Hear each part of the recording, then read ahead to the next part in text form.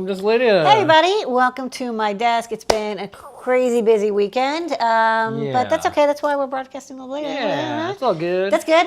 Got some stuff I'm working on my desk. I can show off for stuff I wanted. We are unpacking. You know, folks know we moved. Yeah. We are still unpacking, unending unpacking. Mentally we found and some physically. cool stuff, including our collection of old 2600s. Yeah. Phil, do you know anything about this magazine? Have you heard of this magazine? It's I like have. hackers. Well, this one's interesting because I was talking to Mudge over secured encryption protocols, as one does when one talks to Mudge. And I noticed that Mudge was in this particular volume of 2600. And I was like, well, that's kind of funny because the cover of this one happens to be this cool orangutan, monkey thing. And later on, I was one of the writers and cover designers. I'm Phil, FIL2600.com. And that's me. That's not a picture of me. That's Janet. There's a Janet Reno thing. And they're like, oh, we want these monkey eyes for some reason. I'm like, okay, no problem. So I just sketched it out and we did that. And that was the cover. That is the zine story. And as we pull out these things, we're putting it into the Adafruit Museum, the Retro Tech Museum, the Floppy Museum, and more. This is, by the way, such like a blast of the past. It was like Vaxbuster. I made out with him at a HackerCon, like SummerCon, like 97. Yeah. Miss you, dude. We all did. It's just funny that I don't know that he ever called me again, but it's okay. Yeah. Or chat on IRC. Anyways. What's funny is like how Siri. a lot of things come back. We're currently doing FruitJam, and we're like, you know, I don't want Slack to get all my messages and mark it to me and read. I can help with that. Whoa, hello. Whoa, the machines are coming. Let's get to the phone. We got to get out of here, Trinity. Jeez. Okay, that was fast. Anyways, so. And the phone's on the back. So classic. Good timing. Yeah. So like a Slack Salesforce wants to slurp up our messages and marketing to us. So we're just like, you know what, let's go to IRC. So we're making IRC for FruitJam. And we're going to have a little terminal in your room, a little terminal in my room. And we'll be able to talk to each other and it'll be like, oops. So anywho, what do you want to show off, Ladyada? Speaking of FruitJam, so I did not get to the FruitJam hardware tester last week, but I didn't want to show it because I feel like I can probably get to it this week. Last week was kind of crazy. Busy. So much stuff going on. All good stuff, by the way. So this is the final-ish FruitJam hardware and silkscreen. So I just wanted to list all the cool stuff that's built in. We've got this awesome FruitJam logo that Mr. Ladyada, Phil, and Bruce, our designer, worked on. Final buttons, you know, we have the high, you know, the people might have wondered, like, why do you have these high buttons and stuff? And the idea is that we would have this plate that fits on top to protect it. And what I really like is, like, it fits over the USBs, like it fits right over the USBs. But then the slide switch, it's kind of hard to see, but maybe if I like put my hand, the slide switch like nub sticks out just a little bit. And it's flat, it's like almost basically flush with the headers. And then we have, you know, I didn't want to have holes for the LEDs, but I made it so it's like, you know, they kind of bleed through. I made these holes in the top, circles, like the LED. This is like a red LED, and it kind of has this like diffused look. It's not very bright, but I think, you know, it's okay. Most people are, you know, they're in dark rooms and stuff. So yeah, I was doing a Wi-Fi scan right now. So, you know, the Wi-Fi we got working. We're still debugging a couple things with it. But one design decision I made is like, I really tried not to have a lot of metal near the antenna. Like, by the way, like I see people post like designs and like they put the Wi-Fi module like in the middle of the board with the antenna surrounded by ground. Don't do that, guys. Put it on the board. Don't put, you know, I split the ground off here. You want the ground under the module, so there's like a ground for the antenna as like a electrically reflective surface. You shouldn't have metallic stuff here. I couldn't really put the micro SD anywhere else. I didn't want to have a flip top. I wanted space for the speaker. So unfortunately, there is a little bit of like metal here, but I left the standoff here.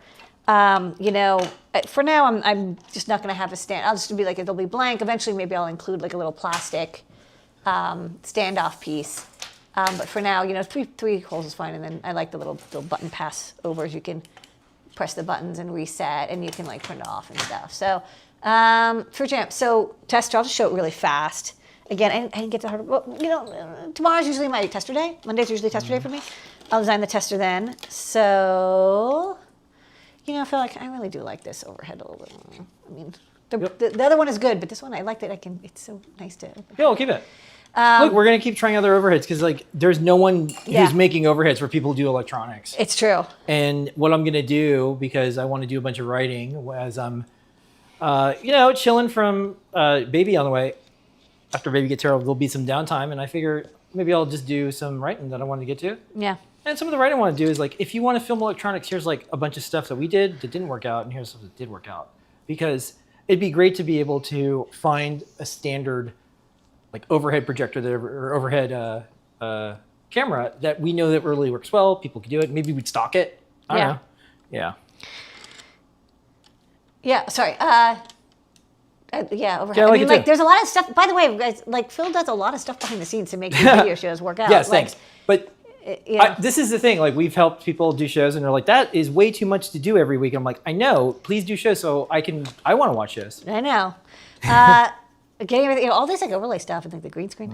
So this is the board under test, and then the way I test HDMI is actually I don't like actually connect it to an HDMI monitor because that would take way too long. So instead we have the cable and we just test that the pairs are coming through correctly, and then ditto for the audio jack. The audio jack, I do usually play a beep, and I make sure that the sine wave is a certain frequency and peak to peak, and if that passes, it's usually fine. USB ports tested, speaker test, and then the thing is and then there's the IR. There's a little IR LED here to test the IR sensor, and I feel like that's obviously stuff like if there's issues with the have a micro SD plugged in, we'll have the USB plugged in. Unfortunately, I think this tester is going to be kind of long and complicated, which is a bummer because I like it when test procedures are fast. Most of our breakouts, the test procedure is like 1 to 2 seconds. This one might be a minute or two. What I usually do is I then set up people with like 3 testers, and they test 3 or 4 boards in parallel. Because most of the time you're just like waiting for the test to pass because it goes with the beep. The thing that's going to take forever, unfortunately, is programming both the chip that you have to program the ESP, the RP2350 with a USB to serial pass through, and then use that to program the. Actually, so I don't need to do that because I can get to the pins from here, but I need to program the ESP32C6 with the Wi-Fi Nina code in it. There's no fast way to program ESPs. The firmware is really big, and you're right to this flash, and it just takes like 30 seconds. So, I might be able to have that going while we do the rest. I mean, I'll try to parallelize it as much, but it's going to be a challenge. Okay, and then. Last up a couple weeks ago, or maybe last week, time moves weird. I talked about the clear shaft potentiometers. Remember we talked about those? Yes. They came in, and so I got this little demo going for my breakout board. I'll show the demo and then I'll take it out. So as I twist it, the color changes. You can see maybe reflected off my finger a little bit. It goes from red to yellow to green to blue. And it's cool because it's glowing through, and it glows from a little a neopixel underneath. You can barely see it. It's a tiny neopixel, and it glows all the way through. But it does work. It looks awesome in life. I'll say it's really tough to video LEDs. But this is the design. And what I like is I'll try to get a pot knob, but it does have a little notch in it. So for a lot of people, they might be just happy, okay, I'm just going to twist this. And I tried to make this board skinny enough you could put them side by side, so you can have multiple. And then maybe I'll design a stemma board with 4 of these that people could use to do I2C. And then if you have something like a Raspberry Pi that doesn't have analog input or NeoPixel output easily, you would just use it over I2C. So that is cool. So these are going to be in the store soon. Because this showed up, I was like, it's really great. Boards that don't have a lot of hardware or firmware, because I just tested, it worked, and I'm ready to put it in the shop. And then let me see what else I've been listening. Oh, and then lastly, I did do one library this week. I cloud coded while the Luna slept and the baby slept, and got this QMC 5883. So we used to stock the HMC 5883, which is kind of was a popular magnetometer. Got discontinued, but it was for some reason quadcopter people really love that series, and they love the QMC. So we just made a breakout for the QMC, and it's actually a really simple magnetometer, which I really appreciate. There isn't 15 trillion I2C registers. So I was able to kind of do a full, and it has like a range of up to 30 Gauss, which is like pretty good. Like you start with 2.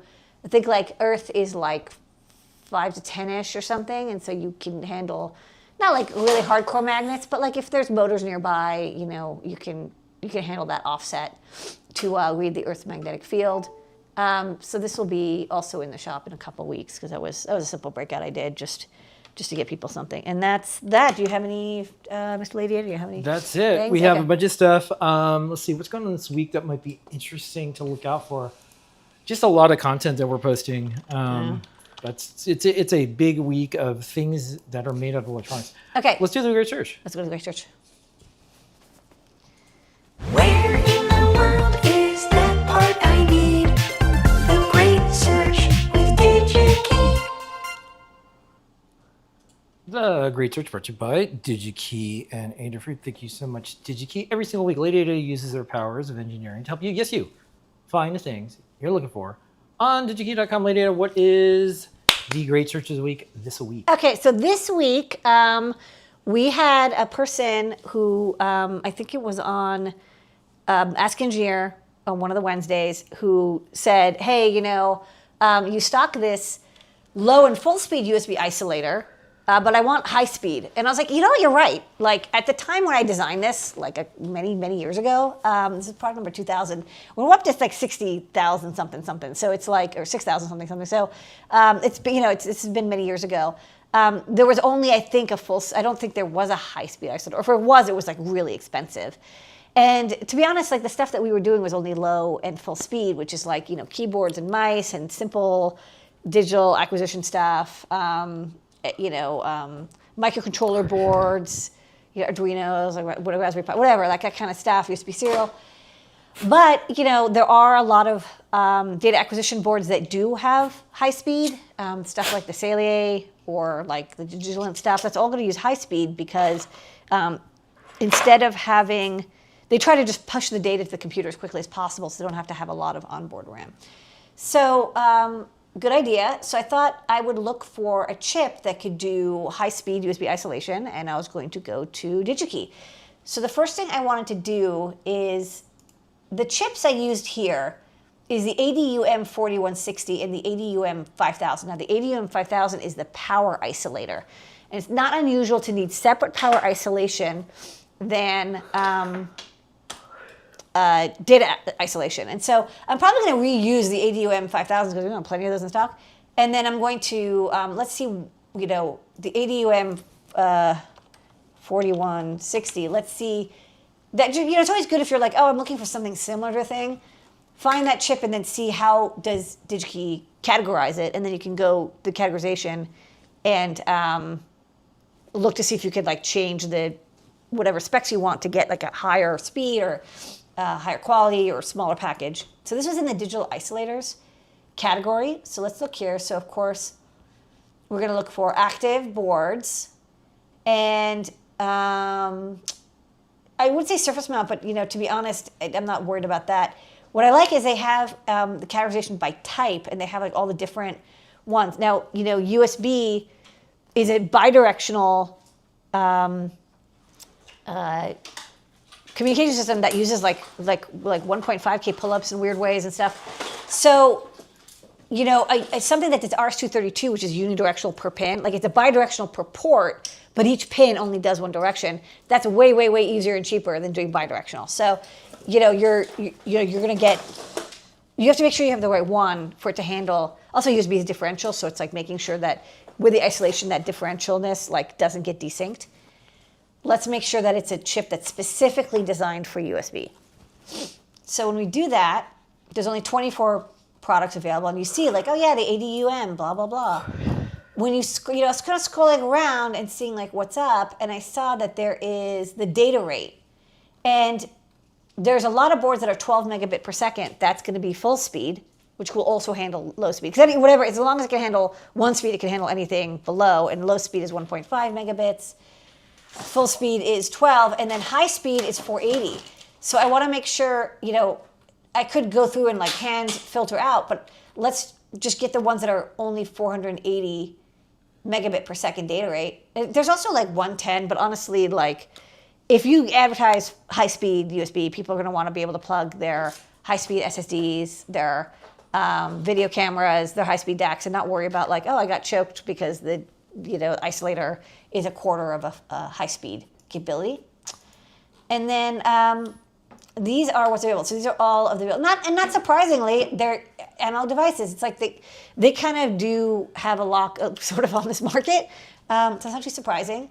Some of these are not in stock or they're not normally stocking. So let's just look at all the normally stocking items.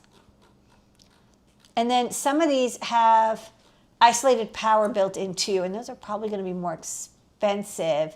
Yeah, it looks like the 4165 has isolated power. Now, that is actually something that's worth looking into. If I didn't have that ADUM 5000 chip already in stock, I might look at like, well, I might as well get a chip that does all in one. Nothing wrong with that, but because I have a lot of the ADUM, I have a lot of the chip, the power isolator. So let's look at just quantity 100 so I have a better sense. So the cheapest one is a 65 and then there's a 66. And let's see what the difference is. Oh, you know what? I looked in the data sheet to find out what the difference is. So both of these don't have isolated power.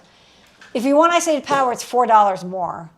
So it's like, again, if the isolator you have, if you don't mind having more board space and it's cheaper, just go with that. So looking at the data sheet, I believe, oh man, and microchip, sorry, analog devices change the link. So let's just Google this and, okay, go to the data sheet this way. So look at the difference, and the difference is, I don't know if they mention it here, if I actually have to go into the data sheet itself, is basically, is the crystal on the upstream or the upstream side or the downstream side. And to be honest, I'm not 100% sure which way you'd want, but I think I'd want it from the host side.